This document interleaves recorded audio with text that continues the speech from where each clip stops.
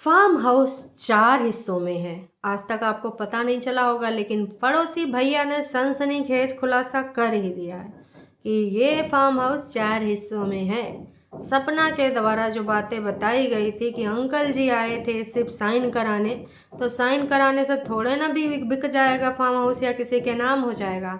और भी बहुत सारी बातें करी हैं किसने, मिस्टर पड़ोसी ने। तो है एवरीवन, एक बार फिर से आप सभी का स्वागत है।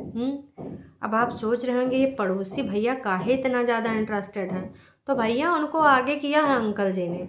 अब देखो, इसमें दो ही काम है।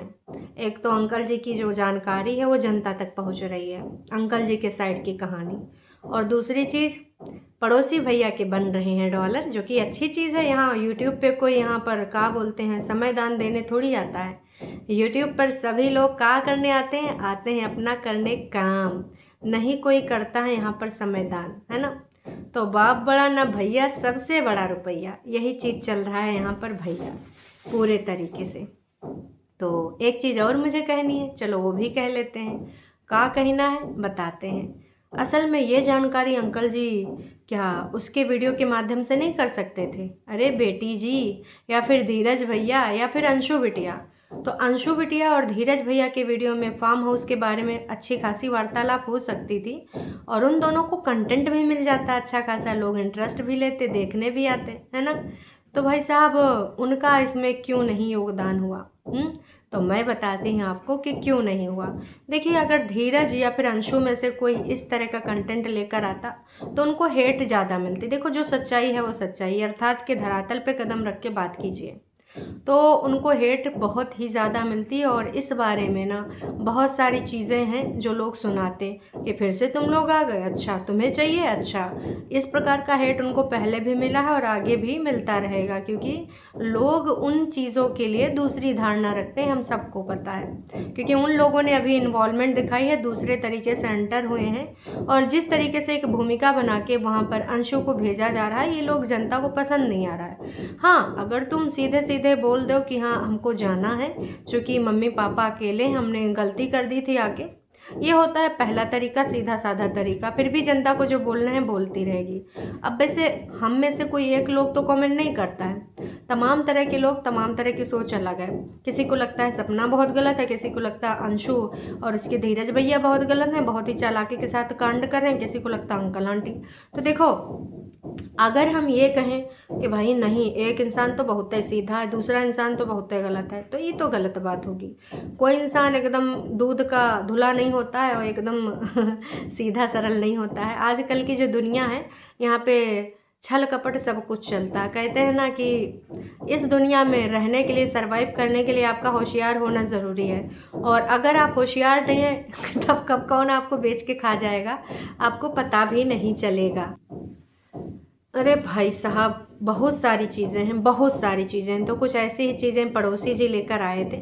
पड़ोसी जी ने कुछ चीज़ें क्लियर करी हैं सपना की रिगार्डिंग। सपना ने कुछ दिन पहले एक वीडियो बनाया था जिसमें उन्होंने बताया था कि वैसे तो अंकल जी कभी मिलने नहीं आए, पर फार्म हाउस को सेल करने के लिए जो है उन्होंने सपना से बोला था कि तू साइन कर दे, हम फार्म हाउस बेच देते हैं, अब क्या करेंगे फार्म हाउस।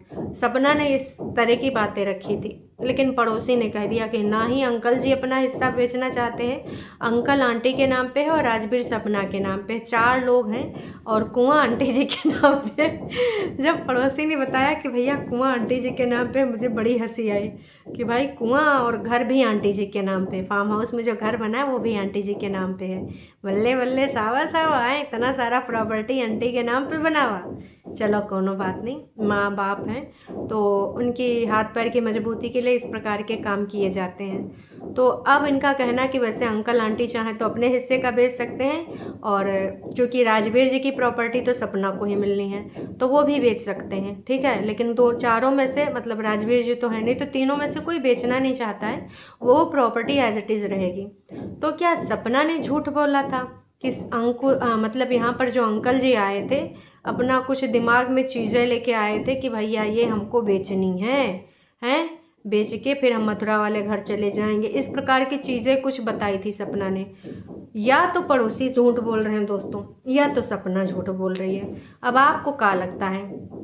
कि इन दोनों में से कौन झूठी अफवाह दे रहा है, कौन जनता को बरगला रहा है। अब पड़ोसी ने जिस तरीके से कहा है कि भैया अंकल जी और आंटी जी तो बेचना ही नहीं चाहते हैं, लेकिन सपना ने तो भाई पूरे तरीके से इस पे अपनी कंफर्मेशन दी थी कि अंकल जी इसीलिए आए थे क्योंकि उनको साइन कराना था प्रॉपर्टी बेचने के लिए। तो दोनों में से देखो कोई तो झूठ बोल रहा है, ऐसा हो ही नहीं सकता कि कोई दोनों में से कोई झूठ ना बोल रहा हो। और बाकी जो ये चीज़ें हैं आने वाले टाइम में उन्होंने पूरा फार्म हाउस भी दिखाया, यहाँ से वहाँ, ये इनके हिस्से में आता, वो उनके हिस्से में आता है। तो इन्होंने अपना थंबनेल भी डाला है कि अंकल जी के फार्म हाउस का सच। आइए अंकल जी के फार्म हाउस प्रॉपर्टी के बारे में जानते हैं। और ये प्रॉपर्टी जो है काफ़ी बड़ी है। मुझे तो वहाँ पे जो प्लांटिंग की गई है, जो प्लांट भैया बढ़िया बढ़िया लगाए गए हैं, खेती किसानी सब्जी फल, वो सारा कुछ बहुत बढ़िया तरीके से कैसे रोपा गया था यार, वो देख के मतलब फिर से यही होता है कि काश राजवीर जी होते तो शायद आज ये जो घर ऐसे बिखरा है वो एक ऐसी कड़ी थी कि अपने बीवी को भी और अपने माँ बाप को भी संभाल के चलते और आपस में तालमेल होता, ये जो सामंजस्य है वो बैठा होता, वो खड़ा ना होता। तो मैं यही कहनी चाहूँगी कि ये जो सारी चीज़ें हैं भगवान करे बहुत ही जल्दी सारी चीज़ें स्पष्ट रूप से अभी भी बन जाएं, क्योंकि पड़ोसी भैया ने कहा था कि ऐसा नहीं है कि अंकल आंटी बच्ची को याद नहीं करते। असल में पड़ोसी जी ने कहीं ना कहीं सपना के ऊपर ही आरोप लगाया है कि अंकल आंटी तो आज भी बच्चों को मिलना चाहते हैं पर वो नहीं मिल पा रहे हैं। अब इनकी दुर्भाग्य कह लो अंकल आंटी का या कुछ और कह लो, लेकिन पड़ोसी ने ये भी कहा था कि मैं ईश्वर से यही चाहूँगा कि अंकल आंटी अपने बच्चियों के साथ मिले। और अंकल आंटी का भी यही कहना है कि ये जो प्रॉपर्टी है वो कोई बेचेंगे नहीं, वो उनकी बच्चियों की ही है। तो आज नहीं तो कल वो बच्चियों को ही मिलेगी। भगवान करे पड़ोसी की इस बात में सच्चाई हो, क्योंकि आजकल किसी भी बात का भरोसा कर पाना मुश्किल है। ये जितने भी इन्फ्लुएंसर हैं देखो वो सारे के सारे अपने ही चीज़ को क्लियर करेंगे, अपने आप को सही बताएंगे, सामने वाले को गलत बताएंगे। और ये हम डे वन से देख रहे हैं कि अपने आप को सही बताया जा रहा है और बगल वाले को या सामने वाले को झूठा बताया जा रहा है। और ये सिर्फ एक इन्फ्लुएंसर नहीं कर रहा है, ये सारे इन्फ्लुएंसर कर रहे हैं। तो भाई पड़ोसी जी के हिसाब से तो देखो सपना ही अपने बच्चों से अंकल आंटी जी को नहीं मिलने देती है और वो जो है मिलने के लिए रोकती है।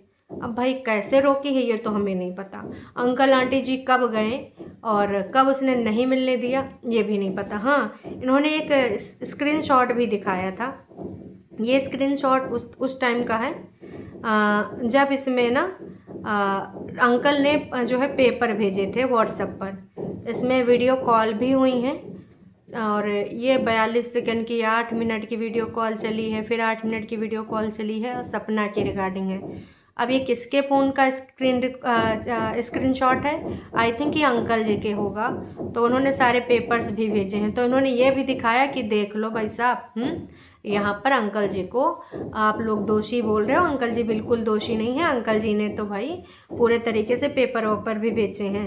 लो जी, अब इनके वीडियो में लगातार सब लोग सपना को ट्रोल कर रहे हैं। इनका कहना है ये जल्दी से जल्दी प्रॉपर्टी लेना चाहती है ताकि फिर तीसरी शादी कर ले।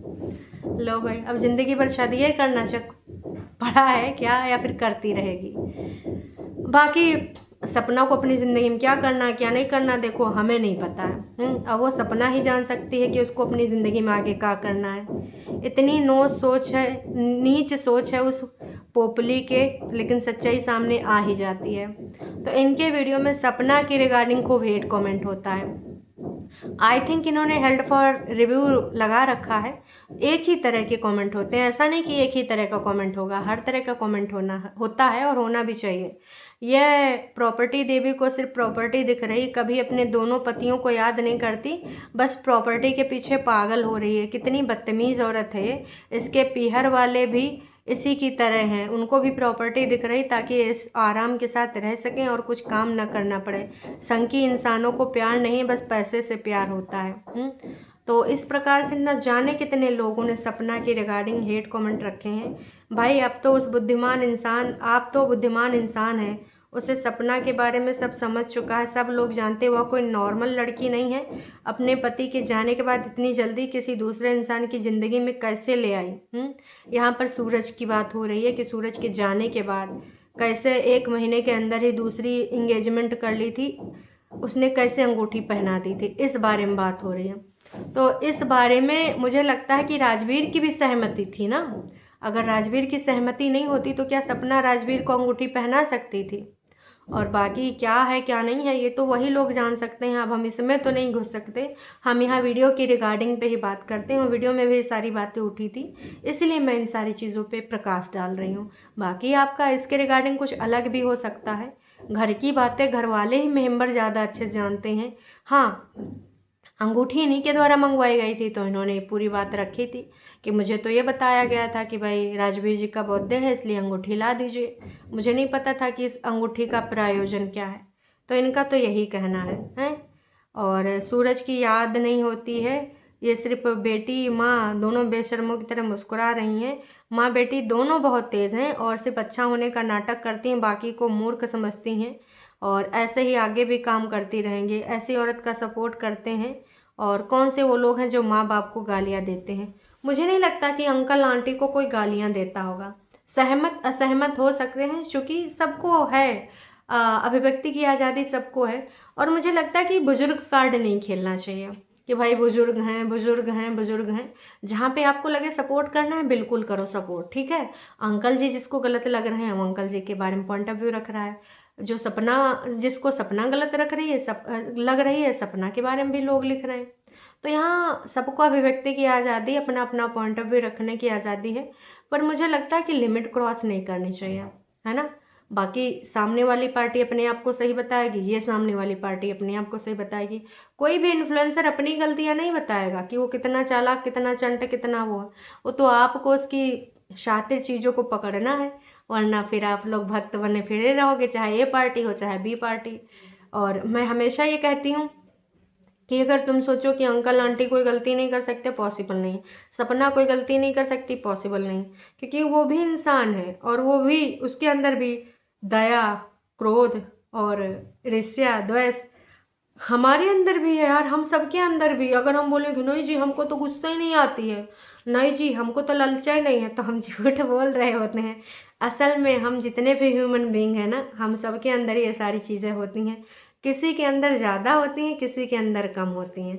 अब तुम ये बोलो कि नहीं जी तुम भगवान बुद्धा हो, तो हम थोड़ी ना मान लेंगे तुम कितना ही चाहे ढोंग कर लो। तो भाई इसी तरीके से है, सब अपना अपना अच्छा ही दिखाएंगे, सामने वाले को गलत समझाएंगे। बाकी आपको अपना विवेक बुद्धि यूज करना है। किसी को देख के इतना ना पगलाओ कि नहीं जी हम तो उनके वकील बन जाएंगे, हम तो तर्क वितर्क करेंगे। आप अपना लिख दो, आपको कहाँ लगता है कहाँ नहीं लगता है? हम कौन से यहाँ पर वकील बैठे हैं, कहाँ नहीं बैठे हैं। पर पड़ोसी ही सारी चीज़ें, अब तुमको लगता है कि पड़ोसी अपने मन से ला रहा है, तो जो लोग पड़ोसी को गरियाओगे वो भी गलत हो। क्योंकि देखो इसमें दोनों लोगों का लाभ है, एक बंदे का लाभ नहीं, सिर्फ पड़ोसी का लाभ नहीं। अंकल जी की भी तो चीज़ें क्लियर हो रही हैं। अंकल जी के ऊपर जो इल्ज़ाम लग रहे हैं कहीं ना कहीं इनडायरेक्ट सपना की पार्टी की तरफ से, है ना। तो अंकल जी अपना जो है क्लियर करा रहे हैं। अब अंशु और उनसे काहे नहीं करा रहे हैं, क्योंकि उनको ज़्यादा हेट का सामना करना पड़ेगा। और पड़ोसी को भी डॉलर बन रहे हैं, तो पड़ोसी इसलिए कर रहे हैं। तो सारे पॉइंट कहीं ना कहीं दोस्तों जुड़े ही हैं। उम्मीद करते हैं आप लोग समझ गए होंगे। चलिए जी अभी के लिए इतना ही। बाकी आने वाले टाइम में भैया पड़ोसी जी ने कहा है कि आपको जो जो पूछना है सारे सवालों के जवाब दे रहेंगे, तो आप पड़ोसी से कुछ पूछ भी सकते हैं। वो अंकल जी से आंटी जी से कंफर्म करके बताएंगे कि उस सवाल का क्या ही जवाब है। तो आज आपको उम्मीद करते हैं पड़ोसी के द्वारा फार्म हाउस की सारी बातें समझ में आ गई होंगी कि घर और कुआं आंटी जी के नाम पे है, फार्म हाउस भी थोड़ा सा आंटी जी के नाम पे है, बाकी सपना राजवीर अंकल जी के नाम पे है। मतलब 4 लोगों के नाम पे ये फार्म हाउस है, समझे। चलिए जी टाटा बाय।